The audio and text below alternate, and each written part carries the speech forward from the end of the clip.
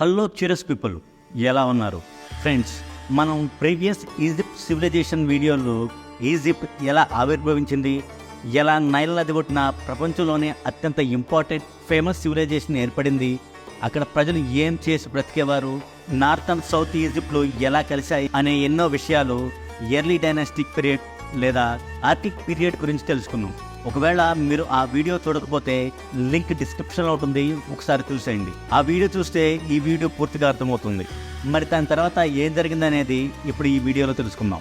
Previous వీడియోలో చెప్పుకున్నట్టు early dynastic period తర్వాత ఈజిప్ట్ హిస్టరీని 3 భాగాలుగా విభజించారు: old Kingdom, middle Kingdom and new Kingdom. Egypt old Kingdom. ఈ ఓల్డ్ డైనాసిటీలోని పిరమిడ్స్ కట్టడం మొదలైంది. ఈ ఓల్డ్ కింగ్డమ్ 3వ రాజవంశ ఫారోలతో మొదలవుతుంది.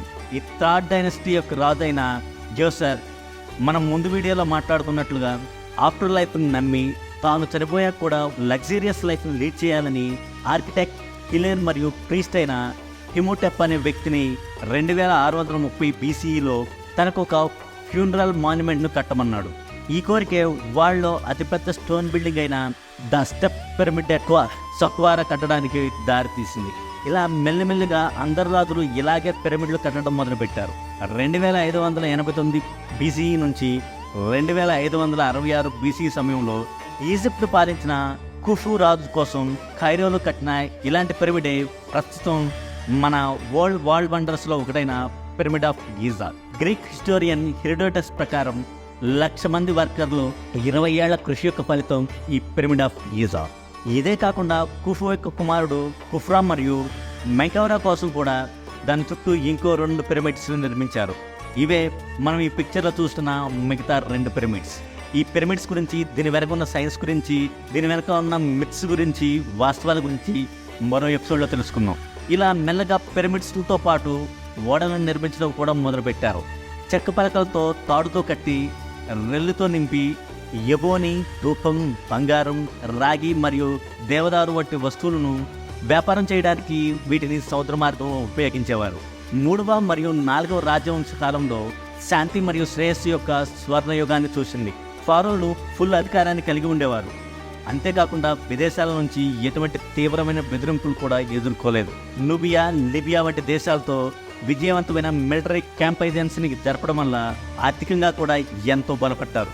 5వ మరియు 6వ రాజవంశ కాలంలో పిరమిడ్స్ నిర్మాణం యొక్క భారీ వ్యయం కారణంగా రాజుల యొక్క సంపద క్రమక్రమంగా క్షీణించింది. సూర్యదేవుడు అంటే రా లేదా రే చుట్టూ పెరిగిన ప్రీస్ట్ ఇన్ఫ్లుయెన్స్ పెరగడం వలన రాజుల చేతుల శక్తి మెల్లమెల్లగా క్షీణించింది. దాదాపుగా 94 సంవత్సరాలు పాలించిన 6వ వంశం యొక్క రాజు పెపిటు మరణం తర్వాత ఈ వరల్డ్ కింగ్డమ్ గందరగోళంలో మూసిపోయింది. ఈ గందరగోళం వలన 2181 BCE నుంచి 2055 BCE కాలంలో ఈజిప్ట్లో పవర్ కోసం ఎన్నో సివిల్ వార్స్ ఎత్తుకు పై ఎత్తులు జరిగాయి. ఆ తర్వాత ఈజిప్ట్ మెల్లమెల్లగా 2గా విడిపోయింది.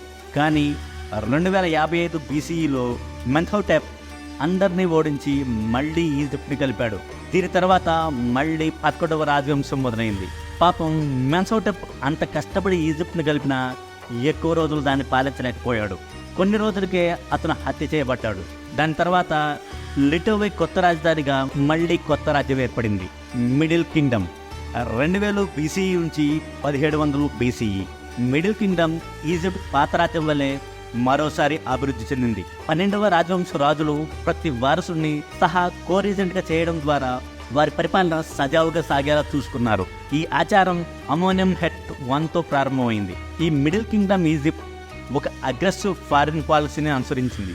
సిరియా, పాలిస్తానా వంటి ఇతర దేశాలతో దౌత్య మరియు వాణిజ్య సంబంధాన్ని కూడా నిర్మించుకుంది. సైనిక కోటలు మరియు మైనింగ్ క్వారీలతో నిర్మాణ ప్రాజెక్టులను చేపట్టింది. అంతేకాదు వరల్డ్ కింగ్డమ్ యొక్క సాంప్రదాయమైన పిరమిడ్స్ నిర్మాణాన్ని మళ్లీ తీసుకొచ్చింది. అమోనియం హెట్ 3 కాలంలో మిడిల్ కింగ్డమ్ ఉచ్ఛ స్థితికి చేరుకుంది. దాని క్షీణత అమోనియం హెట్ 4తో మొదలైంది. అతని సోదరి మరియు రీసెంట్ క్వీన్ సోబెక్నెఫేరు కాలంలో పూర్తిగా నాశనం అయిపోయింది.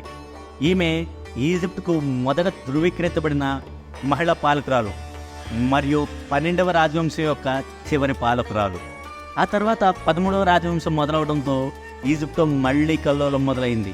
పవర్ మొత్తం రాజు నుంచి చిన్న చిన్న రూలర్స్ దగ్గరికి వెళ్ళిపోయింది. ఈ ఇన్స్టెబిలిటీని అడ్వాంటేజ్గా తీసుకుని నార్త్ ఈజిప్ట్లో హక్సోస్ 1650 బీసీలో అధికారాన్ని తన కంట్రోల్లోకి తీసుకున్నాడు. వారు సెమిటిక్ ప్రజలు, అంటే వారు మిడిల్ ఈస్ట్ ప్రాంత భాష మాట్లాడతారు. ఇది వారు ఈజిప్ట్కు చెందిన వారు కాదు అని సూచించింది. అయితే సౌత్లో మాత్రం థబాన్ రాజులు రూల్ చేసేవారు. నార్త్లో హెక్సోలు తన సొంత రాజకీయ పాలనను విధించి ఎన్నో మార్పులను తీసుకొచ్చారు.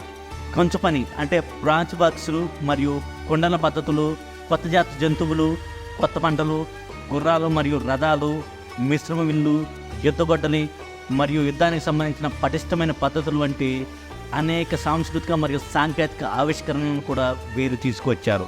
ఇలా కొన్ని రోజులు బాగానే గడిచిన చివరికి 17వ రాజవంశీయులైన హైక్సోస్ సమూహాల మధ్య వివాదం చెలరేగింది. 1570 బీసీలో థెబాన్స్ హెక్సోస్ల పైన యుద్ధం ప్రారంభించి వారిని ఈజిప్ట్ నుంచి వెళ్ళగొట్టారు. దీంతో న్యూ కింగ్డమ్ మొదలైంది. ఈజిప్ట్ కొత్త రాజ్యం ఒక శక్తివంతమైన సామ్రాజ్యంగా వర్ధిల్లింది. పునరేకీకరణ తర్వాత ఈజిప్ట్ దక్షిణాన నూబియాలోకి విస్తరించింది మరియు తూర్పున ఉన్న ఇతర సామ్రాజ్యాలతో ఘర్షణ పడింది. హెట్షెప్టూస్ మరియు తుత్మోస్ I వంటి ఫారోలు యూఫ్రట్స్ వరకు విస్తరించి ఒక పెద్ద సామ్రాజ్యాన్ని నిర్మించారు. రామోసైట్ కాలంలో పవర్ని మొత్తం మళ్లీ పునరుద్ధరించబడింది మరియు ఆకట్టుకునే నిర్మాణాలను నిర్మించడం మొదలైంది. విస్తృతమైన సమాధులు నిర్మించబడ్డాయి. టుటన్ఖామన్ యొక్క ఆవిష్కరణ ఈ యుగం యొక్క సంపదకు నిదర్శనం. ఈ కింగ్ టుటన్ఖామన్ గురించి, అతని సమాధి గురించి, అతని మరణం గురించి, అతని మరణం వెనుక ఉన్న రహస్యాల గురించి సపరేట్గా ఒక ఎపిసోడ్లో తెలుసుకున్నాం. ఏదేమైనా ఈజిప్ట్ యొక్క శక్తి చివరికి క్షీణించింది. భూగర్భ నష్టం మరియు విదేశీ దండయాత్రలు, యుద్ధాలు ఎక్కువైపోవడం వలన కరువు మొదలైంది. ప్రజలకు తిండి దొరకకపోవడం, చిన్న చిన్న సివిల్ వార్స్ వలన రాజ్యం మెల్లమెల్లగా చిన్నాభిన్నమైపోయింది. ఈ రాజకీయ విభజనను సద్వినియోగం చేసుకుని నుబియన్ రాజ్యమైన కుష్ నుంచి ఒక సైనిక దళం యుద్ధం చేయించి దిగువ ఈజిప్ట్ మరియు కుష్లను ఏకం చేసింది. 670 బీసీలో కుషైట్లను ఈజిప్ట్ నుంచి తరిమికొట్టారు. 656 బీసీలో ఈజిప్ట్ మళ్ళీ కలిసిపోయింది మరియు అసీరియన్స్ నియంత్రణ నుంచి విడిపోయింది. 527 బీసీ వరకు దేశం శాంతి మరియు శ్రేయస్సు ఉండేది. కానీ దాని తర్వాత పర్షియన్ రాజు కాంబిసెస్ ఈజిప్ట్ పాలకులను ఓడించి పర్షియా రాజు అనే బిరుదుతో పాటు ఫారో అనే బిరుదును కూడా తీసుకున్నాడు. ఇలా పర్షియన్స్ రాజులు 404 బీసీ వరకు పాలించారు. కానీ వారి క్రూరమైన పాలన తట్టుకోలేక ప్రజల్లోని రెబలియన్స్ మొదలయ్యి రాజుకి సైన్యానికి విరుద్ధంగా పోరాడి మళ్ళీ నేటివ్ రూలర్స్ పాలనలోకి వచ్చింది. 4వ శతాబ్దం బీసీ మధ్యలో పర్షియన్ మళ్ళీ ఈజిప్ట్పై దాడి చేశారు. 343 బీసీలో అటాక్యాక్స్ III ఆధ్వర్యంలో మళ్లీ పర్షియన్ పాలనను పునరుద్ధరించారు. కేవలం ఒక దశాబ్దం తర్వాత 333 బీసీలో Alexander the great of Macedonia Persia సామ్రాజ్యం యొక్క సైన్యాన్ని ఓడించి ఈజిప్ట్ను జయించాడు. అలెగ్జాండర్ మరణం తర్వాత ఈజిప్ట్ మాసిడోనియన్ రాజులు పాలించారు. అలెగ్జాండర్ జనరల్ టోలమీతో మొదలైన అతని వారసులతో కొనసాగింది. టోలమీ ఈజిప్ట్ యొక్క చివరి పాలకుడు. దాని తర్వాత క్లియోపాత్రా 731 బీసీలో అక్టేవియన్ సైన్యానికి ఈజిప్ట్ను అప్పగించింది. దాని తర్వాత 6 శతాబ్దాలు రోమన్లు దీన్ని పాలించారు. ఆ సమయంలో క్రైస్తవ మతం రోమ్ మరియు రోమ్ సామ్రాజ్యం యొక్క ప్రావిన్స్లో అంటే ఈజిప్టు సహా అధికారమతంగా మారిపోయింది. దాని తర్వాత 7వ శతాబ్దం ఏడీలో అరబ్బులు ఈజిప్ట్ను జయించడం మరియు ఇస్లాం యొక్క పరిచయం ప్రాచీన ఈజిప్ట్ సంస్కృతి యొక్క చివరి అధ్యాయం. తర్వాత ఇస్లాం పాలకులు దేశాన్ని దాని ఆధునిక అవతారం వైపు నడిపించారు. ఇలా మెల్లగా వార్స్ మరియు ఇంటర్నల్ పాలిటిక్స్ వలన ఒకప్పుడు అత్యంత వెల్తీ మరియు అడ్వాన్స్డ్ అయిన ఈజిప్ట్ సివిలైజేషన్ యొక్క నామరూపాలు లేకుండా అయిపోయింది. ఇది ఫ్రెండ్స్ ఈజిప్ట్ సివిలైజేషన్ యొక్క మొదలు మరియు పత్రం. ఇలాంటి ఇంట్రెస్టింగ్ టాపిక్స్ గురించి తెలుసుకోవాలంటే మన ఛానల్ని ఇప్పుడే సబ్స్క్రైబ్ చేసుకోండి. నెక్స్ట్ ఎపిసోడ్లో మరిన్ని ఇంట్రెస్టింగ్ టాపిక్స్తో మళ్ళీ కలుసుకుందాం. Until then take care, bye.